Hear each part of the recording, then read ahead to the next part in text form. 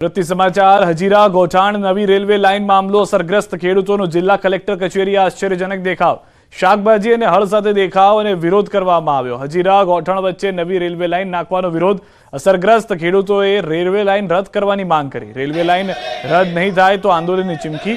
નવી railway line નાખવાના કારણે ખેડૂતોની મહામૂલી જમીન સંપાદનમાં જવાને કારણે વિરોધ છે।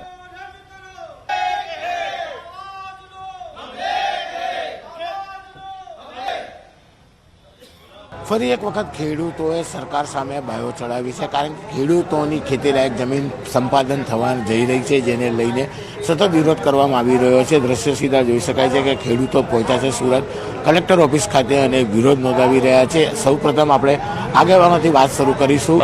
અમારે આજે છેલ્લા લગભગ 9 મહિનાથી અમે હજીરા ગોઠાણ રેલવે લાઇનનો વિરોધ કરી રહ્યા છે। સાહેબ, અમે વિકાસનો વિરોધ નથી કરી રહ્યા, પરંતુ અમારો વિરોધ એ છે કે અમારી જમીન જે પ્રાઇવેટ અમારી માલિકીની જમીન છે એની બાજુમાં હજારો હેક્ટર સરકારી ખાલને એમ જ પટ્ટર પડી રહી છે।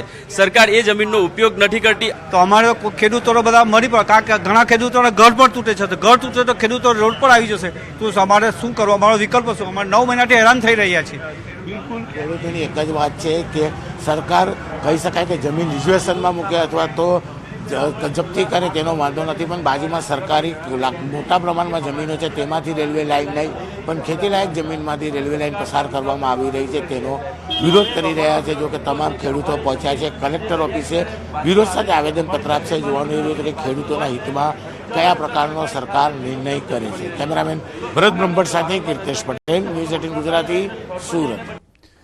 સુરેન્દ્રનગર સંયુક્ત પાલિકા કચેરી ખાતે વિરોધ થયો। કોન્ટ્રાક્ટ બેઝ સફાઈ કામદારોનો વિરોધ। પાલિકાના ચીફ ઓફિસરને ગુલાબ આપી વિરોધ કરવામાં આવ્યો।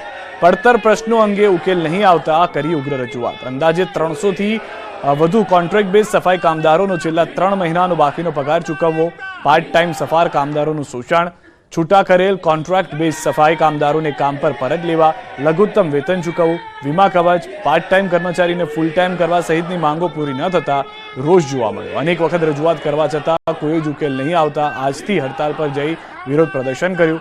આગામી દિવસોમાં તમામ માંગો પૂરી કરવામાં નહીં આવે તો ઉગ્ર આંદોલનની ચીમકી પણ ઉચ્ચારી છે।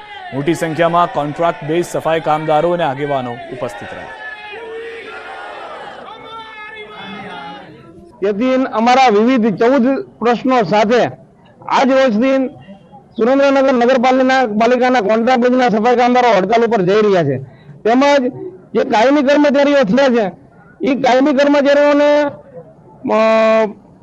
ગ્રેજ્યુટી, ઈપીએફ કે ઇજાફાની રકમ જે મળવી જોઈએ એ પણ મળવામાં આવતી નથી અને અમારો કોઈ પ્રશ્ન હલ નથી કરતા, એટલા માટે અમે આ હડતાલ પાડવાનું કરવાનું છે। અને બીજા નંબરમાં કે અમારું કોઈ સાંભળતા નથી આ લોકો અને અમારે કોઈ ધ્યાન દેતા નથી। ડાંગમાંથી પસાર થતા નેશનલ હાઈવેને લઈને આંદોલનની તૈયારી। લશ્કરિયા અંબાથી મહાલ સુધીનો રસ્તો પહોળો કરવા રજૂઆત। ભારે વાહનો બંધ કરવા બાબતે પણ કલેક્ટરને આવેદન। 4 ગામના સરપંચો, તાલુકા જિલ્લા પંચાયતના સભ્યોએ આપ્યું છે આવેદન। મોટી સંખ્યામાં ગ્રામજનો રેલી સ્વરૂપે કલેક્ટર કચેરીએ પહોંચ્યા।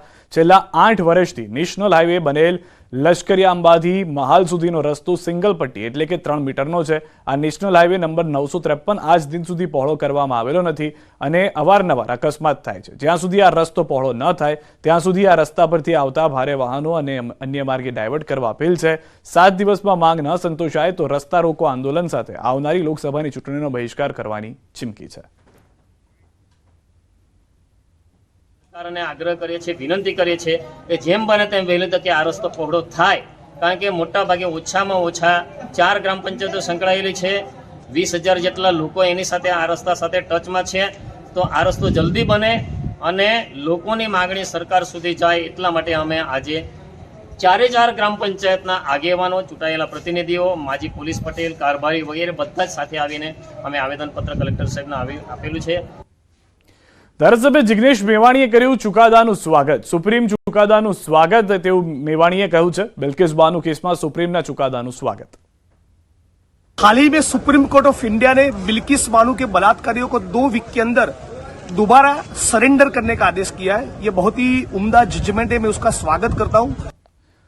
आंतरराष्ट्रीय हिंदू परिषदના પ્રમુખ પ્રવીણ તોગડિયા બિલ્કિસ બાનુ કેસ અંગે નિવેદન આપી ચૂક્યા છે। આરોપીઓ સાથે ન્યાય થયો કે અન્યાય એ બાબતે પ્રશ્ન પૂછતા પ્રવીણ તોગડિયાએ ટૂંકાણમાં જવાબ આપ્યો કે બધા હિન્દુઓને ન્યાય અને સુરક્ષા મળે એવી પ્રાર્થના। આ દેશમાં બધા જ હિન્દુઓને ન્યાય મળે, સુરક્ષા મળે એવી જ આંતરરાષ્ટ્રીય હિન્દુ પરિષદ આશા રાખે છે અને એ દિશામાં મળીને કાનૂની પ્રયાસ કરતા રહીશું. સુરતવાસીઓ માટે સૌથી મોટા સમાચાર. સુરતમાં મલ્ટી મોડલ ટ્રાન્સપોર્ટેશન હબને રેલવે વિભાગની મંજૂરી મળી ગઈ છે. કેન્દ્રીય રેલવે રાજ્યમંત્રી દર્શના જરદોશીએ આ અંગે વિસ્તારથી માહિતી આપતા કહ્યું કે પ્રોજેક્ટમાં રેલવે મંત્રાલય દ્વારા 63% રકમ ચૂકવાશે. પ્રોજેક્ટ અંતર્ગત રેલવે સ્ટેશનમાં અલગ અલગ એન્ટ્રી અને એક્ઝિટ સાથે યાત્રીઓ માટે કોન્કોર્સ અને વીઆઈપી લોન્જ તૈયાર કરાશે. ઇન્ટિગ્રેટેડ ટ્રાન્સપોર્ટેશન અંતર્ગત એક બસ સ્ટેશનનું નિર્માણ થશે. આ પ્રોજેક્ટમાં રેલવે અને બસ સેવાને એક સાથે જોડવામાં આવશે.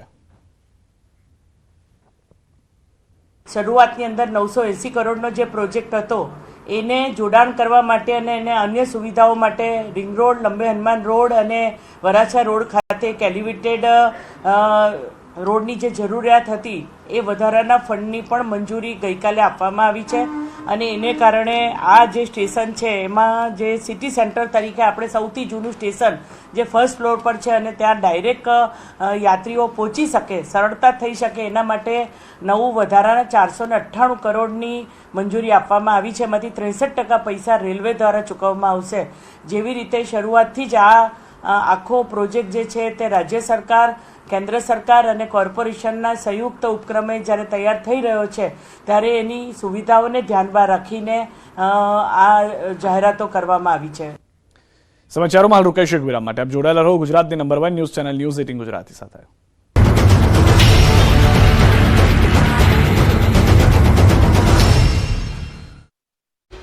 મોદી से राहत दरे जमीन मेळववा रणनीति घडाई. અમદાવાદમાં કેમ્બેસ એસોસિએશનનું સંમેલન યોજાયું. આરોગ્ય મંત્રી ઋષિકેશ પટેલે આપી 12મી ચેતવણી. કહ્યું, લાયસન્સ વગર ધંધો કરનાર પર થશે કડક કાર્યવાહી. વધારે નફાની લાલચમાં એનડીપીએસ, કોડિન સહિતની દવાઓ વેચનારાઓ ચેતજો. ગુજરાતના તમામ મેડિકલ સંચાલકોને કડક સૂચના. કેમિકલ એસોસિએશનને કહ્યું, દવાના ડિસ્કાઉન્ટના બોર્ડ નહીં મારી શકાય. જો ડિસ્કાઉન્ટનું બોર્ડ લગાવાયું તો થશે કડક કાર્યવાહી. ખોટી દવાઓમાં ડિસ્કાઉન્ટ આપશે તો ફાર્મસી કાઉન્સિલ લાયસન્સ રદ કરશે. વલસાડ જિલ્લામાં કોરોનાની રી એન્ટ્રી. ઉમરગામમાં એક દર્દી કોરોના પોઝિટિવ આવ્યો. દર્દીને હોમ આઇસોલેશનમાં રખાયો. 2 દિવસ રાજ્યમાં માવઠું મચાવશે તબાહી. ભર શિયાળે કમોસમી વરસાદની આગાહી. ખેડૂતો સાવધાન, 2 દિવસ માવઠાનો માર. થોડા દિવસની રાહત બાદ રાજ્યના ખેડૂતો પર ફરી આકાશી આફતની આગાહી છે. ભર શિયાળે ખેડૂતોએ વાવેલા પાક પર મોટો ખતરો મંડાયો છે.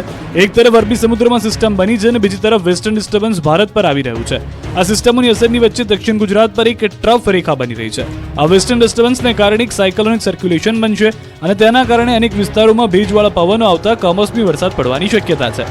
હાલ ગુજરાતમાં ધીરે ધીરે ઠંડી વધી રહી છે અને ઠંડુ હવામાન શિયાળુ પાક માટે અનુકૂળ હોય છે. परंतु તેની વચ્ચે હવે કમોસમી વરસાદની આગાહીએ ખેડૂતોની ચિંતા વધારી દીધી છે. कारण होंगे ये है कि एक ट्रफ लाइन है जो साउथ गुजरात रीजन से होकर गुजर रही है, जिसके कारण ये डे 3 और डे 4 में बारिश होंगी आइसोलेटेड प्लेसेस में, सौराष्ट्र और गुजरात दोनों रीजन में. 2 દિવસ રાજ્યના કેટલાક વિસ્તારોમાં માવઠાની આગાહી કરવામાં આવી છે, જેમાં 8મી જાન્યુઆરીએ સૌરાષ્ટ્રના ગીર સોમનાથ, અમરેલી, ભાવનગર, સુરેન્દ્રનગર, બોટાદ, અમદાવાદ ઉપરાંત ગાંધીનગર, અરવલ્લી, બનાસકાંઠા, સાબરકાંઠા, મહેસાણા, નવસારી, વલસાડ, દમણ અને દાદરાનગર હવેલીનો કમોસમી વરસાદમાં સમાવેશ કરવામાં આવ્યો છે. તો 9મી જાન્યુઆરીએ સુરેન્દ્રનગર, બોટાદ, અમદાવાદ, ગાંધીનગર, અરવલ્લી, સાબરકાંઠા, તાપી, ડાંગ, નવસારી, વલસાડ, દમણ અને દાદરાનગર હવેલીમાં માવઠાના એંધાણ છે. આગાહી પહેલા જ ત્રાટક્યું માવઠું. નર્મદામાં વરસાદી માહોલથી ખેડૂતો ચિંતામાં. હવામાન વિભાગની આગાહીના એક દિવસ પહેલા જ નર્મદામાં આફતરૂપી વાદળો ઘેરાયા અને કમોસમી વરસાદ ખાબક્યો. નર્મદા જિલ્લામાં વહેલી સવારે કમોસમી વરસાદ વરસ્યો. કેવડિયા વિસ્તારમાં વરસાદી ઝાપટું પડતા ખેડૂતોની ઊંઘ હરામ થઈ.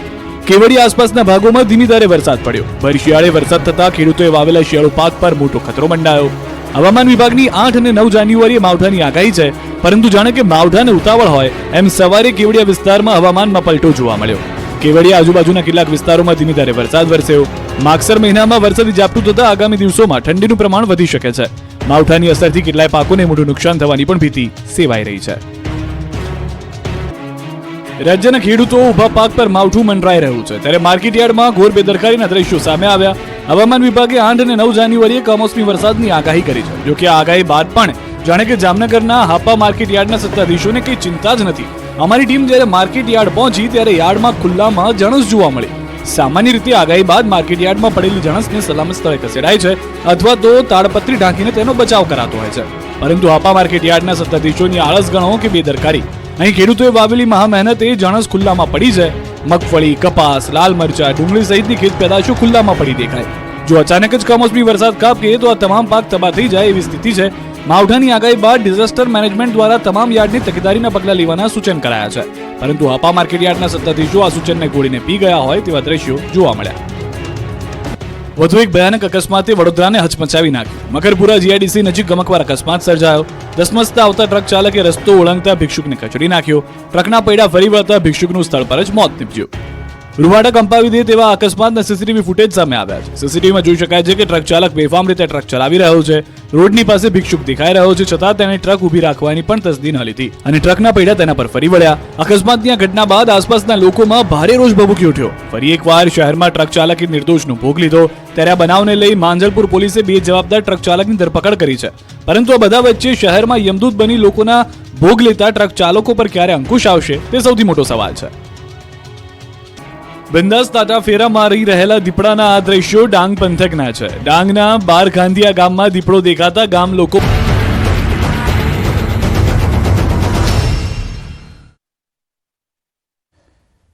વિરામબાદ આપનું સ્વાગત છે. કચ્છથી સમાચાર. કચ્છમાં પ્રવાસીઓ માટે આકર્ષિત બનેલ રોડ ટુ હેવન વિસ્તારમાં હાલ પક્ષીઓ માટે જોખમ ઊભું થયું છે. તે વિસ્તારમાં ડ્રોન ઉડાડવા પર પ્રતિબંધ છે, કારણ કે ડ્રોનથી પક્ષીઓને નુકસાન પહોંચી શકે છે.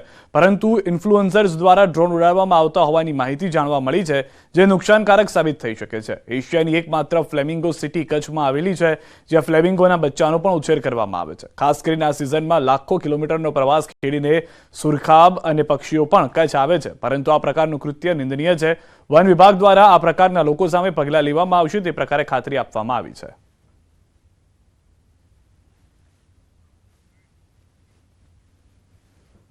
બ્રીડિંગ સાઇટ ઉપર તો નો પ્રવેશ કોઈનો આપતા જ નથી, એટલે ત્યાં કોઈ ડ્રોન ક્યારેય કોઈ ઉડાડ્યા જ નથી.